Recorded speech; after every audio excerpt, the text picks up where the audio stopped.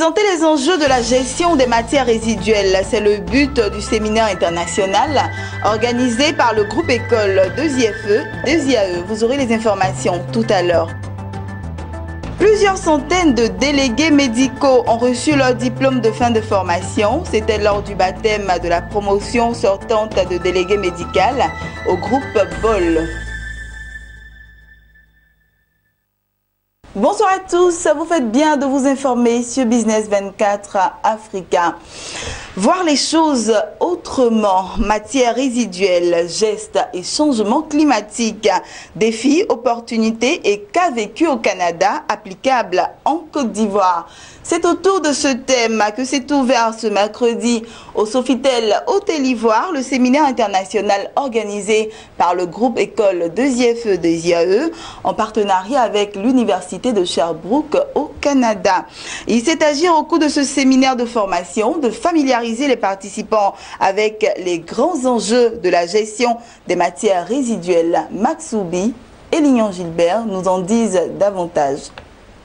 L'État canadien a réussi sa politique de gestion des matières résiduelles. Comment adapter cette stratégie en Côte d'Ivoire? C'est tout l'enjeu de ce séminaire auquel ont pris part les professionnels gouvernementaux, les acteurs du secteur privé et certains entrepreneurs. Les sessions de travail ont eu comme objectif premier de sensibiliser à la gestion effective des déchets. Les diverses sessions thématiques ont pu éclaircir les pratiques à travers par exemple la présentation des différentes techniques de retraitement des coûts et investissements engendrés, des bénéfices qui en découlent, des compétences des différents niveaux institutionnels. En d'autres termes, le succès canadien devra servir d'exemple à la Côte d'Ivoire. Les règles du jeu sont telles qu'aujourd'hui, il faut à tout prix que quand on considère d'établir une décharge quelque part, il y a des audiences publiques. C'est un processus qui est tellement incroyablement long, difficile pour les promoteurs, ceux qui veulent mettre en place ces projets de décharge. Il faut qu'ils soient bien préparés, il faut que leur proposition soit sans faille. Donc, il y a un côté de transparence qui est quand même très... je pense que le côté transparent a été déterminant dans tout ça. C'est comme si le public, on a donné un peu la voix à la population, et ça, la population s'est exprimée, et les gens ne pouvaient pas faire des choses en cachette, entre guillemets, avec le gouvernement. C'est vraiment sur la place publique que ces choses-là ont été débattues, et finalement, on est arrivé à des solutions de décharge contrôlées pour l'ensemble du territoire. Les perspectives qu'on a présentées, c'est par exemple l'introduction de la valorisation des déchets, le tri et la valorisation, parce que justement, lorsque nous voulons construire de nouveaux sites, de nouveaux centres d'enfouissement technique, on ne peut pas les exploiter comme à Kwedo.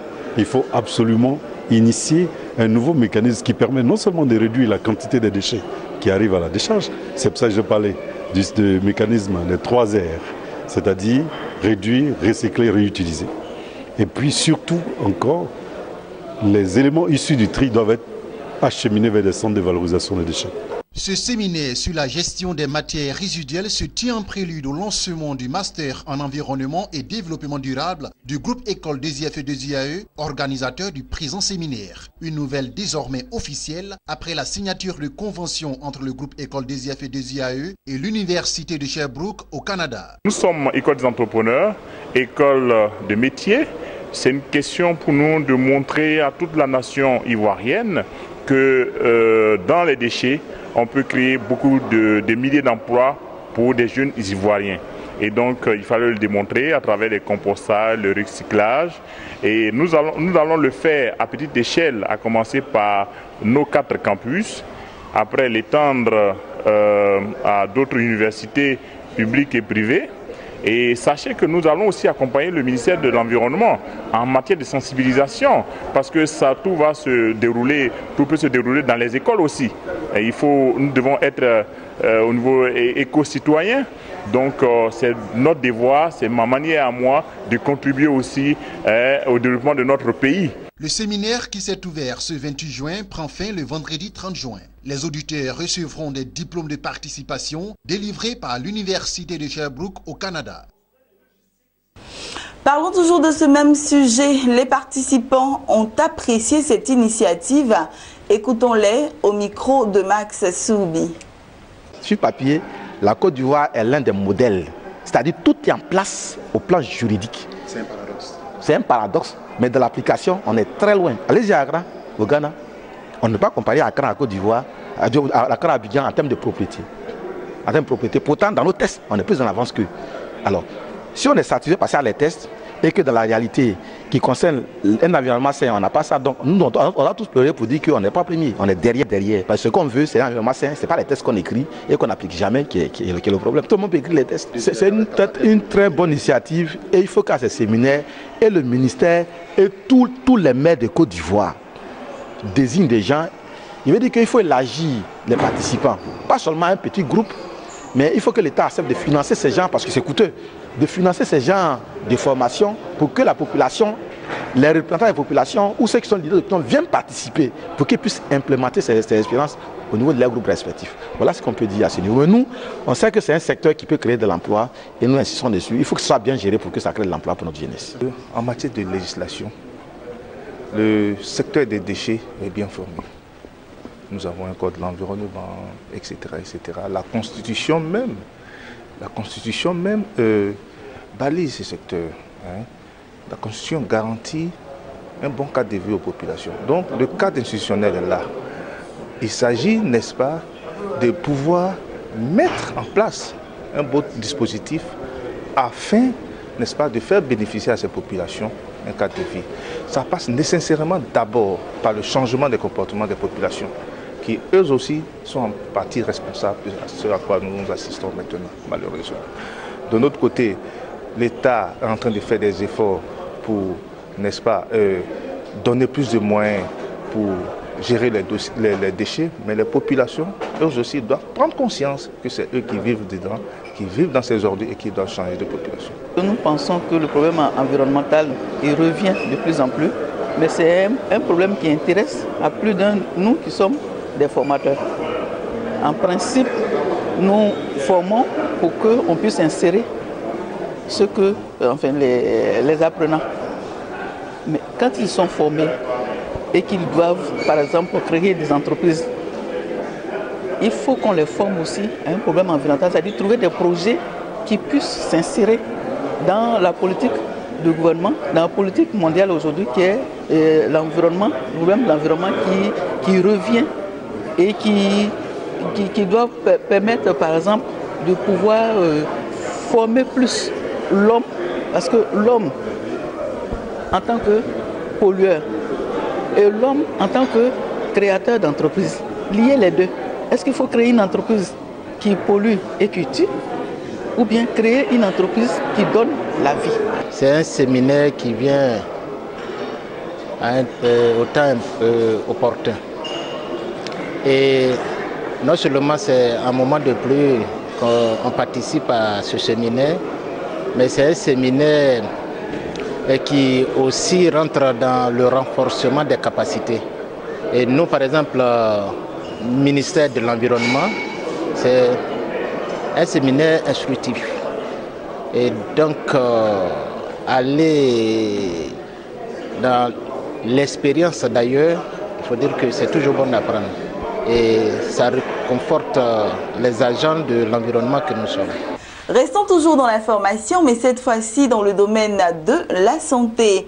Il s'est tenu le week-end dernier au groupe Bol le baptême de la promotion sortante de délégué médical. Ce sont plus d'une centaine de délégués en charge de la promotion des produits pharmaceutiques auprès des professionnels de santé qui ont reçu leur diplôme de fin de formation. Ils sont plus d'une centaine d'étudiants délégués médicaux qui viennent de réussir leur sortie officielle en présence de parents, amis et corps enseignants. 9 mois de dur labeur et d'apprentissage des techniques pharmaceutiques avec en prime la connaissance des médicaments. Un travail de longue haleine couronné par ses parchemins. Après 9 mois de formation qualifiante, le groupe Bol lance officiellement ses délégués médicaux sur le marché du travail. Je vous demande de vous fixer des objectifs personnels dans cette carrière que vous avez embrassée, que vous aimez. Vos efforts dépendront de votre ambition. N'oubliez jamais que le travail d'équipe prime. Quand vous travaillez, travaillez comme si c'est votre champ. Travaillez comme vous travaillez déjà pour vous. Parce que si vous apprenez à bien travailler, Le jour où vous serez à votre compte, vous allez bien travailler pour vous. Ne vous détrompez pas. Celui qui triche, trichera quand il sera amené à travailler pour lui-même. Ces nouveaux délégués médicaux ont pour mission d'assurer l'information médicale auprès des professionnels de santé et entretenir une relation professionnelle avec ceux-ci pour promouvoir les produits pharmaceutiques et leur bon usage dans le respect de l'éthique. Je suis, on peut dire, soulagée parce que les 9 mois, ce n'était pas vraiment évident. Parce que c'était beaucoup dense. Mais après tant d'efforts, je suis satisfaite du résultat puisque je fais partie des lauréats et je suis vraiment très heureuse. Il faut reconnaître qu'actuellement en Côte d'Ivoire, le domaine de l'emploi, c'est pas facile. Et le BTS, j'ai eu un bon BTS en chimie, contrôle, qualité. Mais bon, j'ai pas eu de débouché tout de suite. Et du coup, le temps de rester sur le carreau, je me suis dit, bon, pourquoi ne pas m'investir ailleurs? Tout qu'on fait, plus tu as des atouts, plus les portes te sont ouvertes. Avant de venir, au fait, j'étais à mon propre compte, je faisais le commerce. D'abord, j'ai été enseignante dans le privé. Et puis bon, c'était pas trop ça, donc j'ai arrêté un peu. Et puis il y a un ami qui m'a conseillé de venir au groupe Ball. Et c'est comme ça que je suis arrivée ici. Le choix de la filière de délégué médical, mais aussi le programme d'enseignement du groupe Ball constitueront, à n'en point douter, un atout majeur pour ces jeunes délégués médicaux sur le marché de l'emploi, rassurent les responsables de cet établissement d'enseignement supérieur. C'est une formation qui offre beaucoup d'opportunités. Au groupe Ball particulièrement, lorsque vous entrez ici, n'est-ce pas, vous rentrez dans un certain moule, comme on le dit, pour avoir une formation de qualité qui vous permet aujourd'hui de rentrer dans la vie active sans problème. Au groupe Ball, il y a la formation, il y a l'insertion professionnelle parce que nous avons tissé un partenariat avec le maximum d'entreprises de la place. Donc, pas d'inquiétude. Si vous avez un souci, venez au groupe Ball, vous êtes sûr d'avoir une formation non seulement de qualité et une réalité, n'est-ce pas, du milieu professionnel que vous aurez choisi. Tout le monde peut venir faire une formation au groupe Ball. Il n'y a pas de prérequis particulier. Le groupe Ball est un établissement de formation qualifiante, notamment des délégués médicaux, des attachés commerciaux, des caissières spécialisées et des auxiliaires en pharmacie. Le groupe Ball, c'est aussi la formation professionnelle avec les cycles BTS, licence professionnelle et master. Voilà, c'était le compte-rendu de Jérémy Aouré. On poursuit ce journal cette fois-ci avec les informations en bref et en images. Le Fonds monétaire international, FMI, a accueilli favorablement les progrès réalisés dans la mise en œuvre des réformes prévues par le programme économique et financier 2015-2018. Ce programme sans assistance financière du FMI a pour objectif de maintenir une croissance robuste du Sénégal à travers des réformes économiques profondes. On termine avec ceci. Au Kenya, les autorités ambitionnent de récolter 5000 tonnes de thé d'ici 2020 contre 473 000 tonnes produites en 2016. En outre, le gouvernement facilite la participation des petites entreprises de transformation et d'emballage de thé aux salons commerciaux internationaux afin d'accroître les ventes. C'est ici que nous terminons ce journal. Je vous souhaite une bonne suite de programmes sur Business 24 Africa.